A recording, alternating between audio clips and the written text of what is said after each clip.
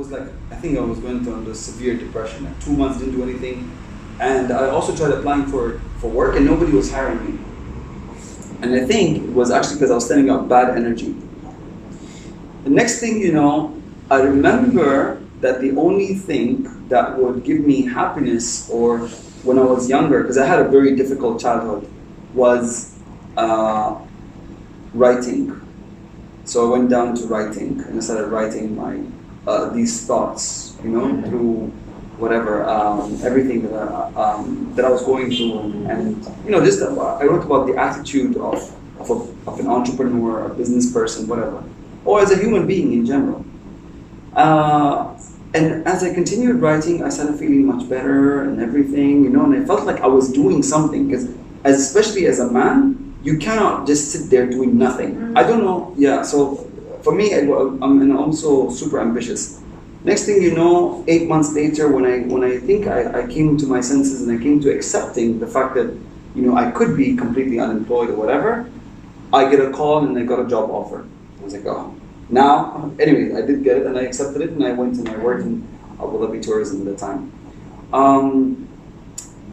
I had written the book, but I never thought of publishing it at that time as well, because when I got the job, I was like, okay, that's it, let me just go and work. But when I was working in this organization, the Department of Culture and Tourism of Abu Dhabi, I had a colleague, her name was Nof, and Nof is she's a member of a book club. She likes reading and stuff like this. And then we were talking about books and different books, and I told her, you know what, I actually wrote something, but I never published it, and I don't know. I don't think it's worthy of a book, but anyways, just, you want to read it? She's like, yeah. I gave it to her. 2 days later, she's like, oh my God, you have to publish this book. I was like, no, you're just messing around with me. I know you're pulling my leg. She's like, no, Omar, I'm serious. And she kept asking me to do it, and I never did anything. And I was happy with my new job and everything. On my birthday, I sit in my office and I get this package, and there's like 7 published copies of my book.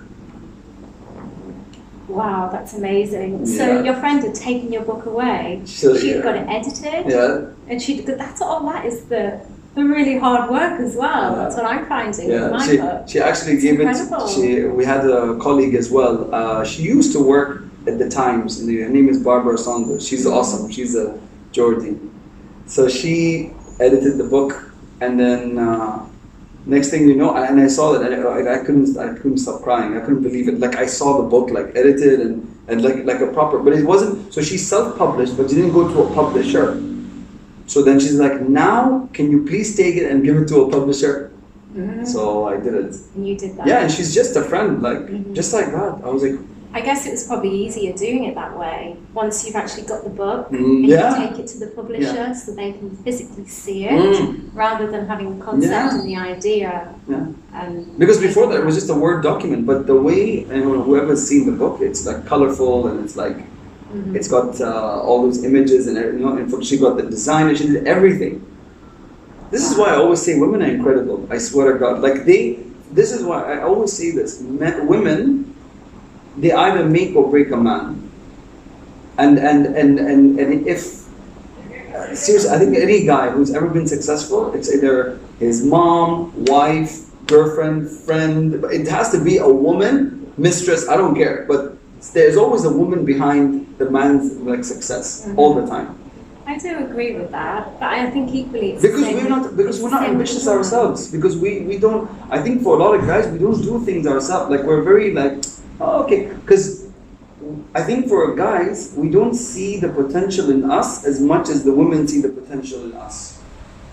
Do you know what I mean? Yeah. Like, with anything I've done, even with school, like growing up, my mom always saw potential in me, she'd always tell me you're going to become something. She used to always tell me this as a kid. I don't know whether all parents just say that because they want to manifest that in their kids and make them think that way, but she used to always say that to me. So you said you had a difficult childhood. What you're saying about your mom to me sounds really positive. Growing up with that influence in your life, someone that encourages you, someone that believes in your ability, and my dad wasn't around. Okay, so that's where the challenging childhood came in. So the things that I wrote in my book are the things that I wish and hope that my dad said that to me. Has your dad read your book? I don't know. I think maybe he did. Okay. Probably did. I don't know. Okay. Yeah. Another question I was going to ask you, you've already touched on.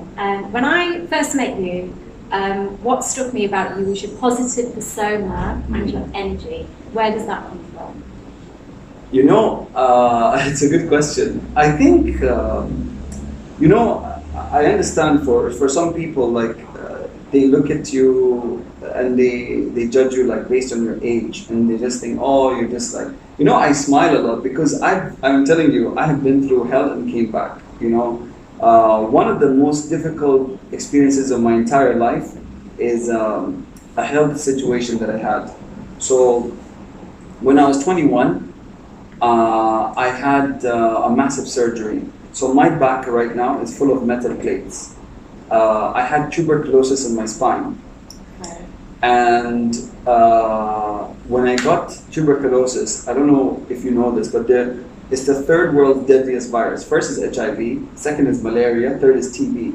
And TB is a virus that eats through you, eats your bones and your whatever. So, like, I felt there was a sword going through my back, and I was bedridden for months. And they had the surgery was insane. It was like a 12-hour surgery. I was in ICU for weeks, you know, and it was such a young age. And I was like, oh my God, like, why God, like, why me, you know? And I think that I'm nice to people. Like, okay, maybe there must be an ex-girlfriend somewhere who like probably hated me and said something and wished me like bad luck. But that's it. I never lied to anyone else. I never cheated. I never like whatever. But it couldn't be that bad. And yeah, so it was, so surviving that experience gave me this positive energy. Since then, I was like, you know what? And I say this to people, if I can survive that experience, I can survive anything else. I am a big believer that pain can drive you to a positive place. Oh yeah, big time. What lessons did you learn when you reached rock bottom? Humility. Tolerance,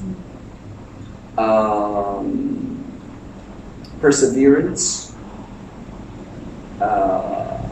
generosity,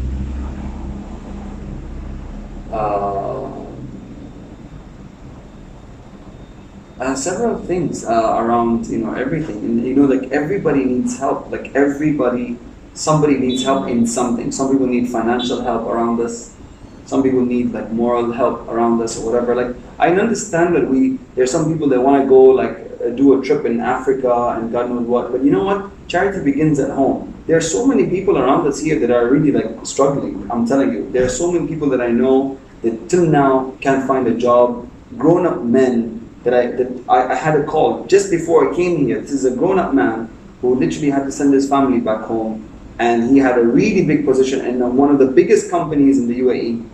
And for him to, you know, to ask me, to have the bravery to ask me, like, please, can you help me, you know, whatever, and my family, and I think, oh my God, you know, and I don't even have children, I don't have my own family. This guy is a grown-up man with 4 kids, and he's in trouble now, and he's like in his 50s. So I'm like, how do you know, like, it's crazy. So everyone around us, even here, need help, and we're supposed to open our eyes and our hearts. You know, if it wasn't for my personality, like you mentioned, Zoe, he probably wouldn't have told me. I'm sure, and we're not even that close, by the way. And I'm sure for people like them, sometimes like there are people who they hang out, they will never show that to them. But if you are open and you show that you're willing to help, you'll be surprised how many people need help, and they mention it to you.